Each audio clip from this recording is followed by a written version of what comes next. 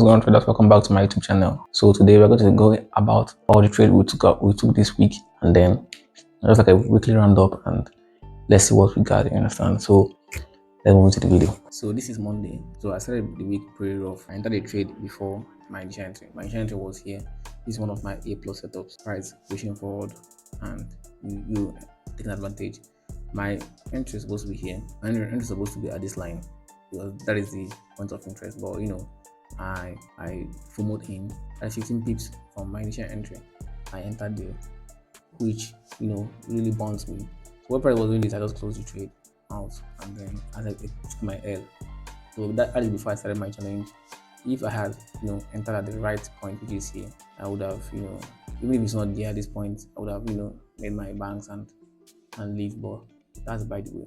So this is my first L for the week. I manually closed it and lost for the week. And then moving on Tuesday, I had this trade. I recorded this trade. You can check my shots. Been found after price breaking this structure, pulling back to this point of interest. Almost took me out on stop loss because I couldn't. If I had waited enough for price to pull back a little bit at this level, I wouldn't be taking this trade because pull back and during New York session. But all the way, it's still one of my A+ top trade. So good thing that it didn't stop me out, and then price tanked down. I left before it hit my TP, which is another thing that FOMO can cause. Then on Wednesday, I couldn't find anything on Wednesday. Wednesday is also, I think, what's happening on Wednesday? CPI.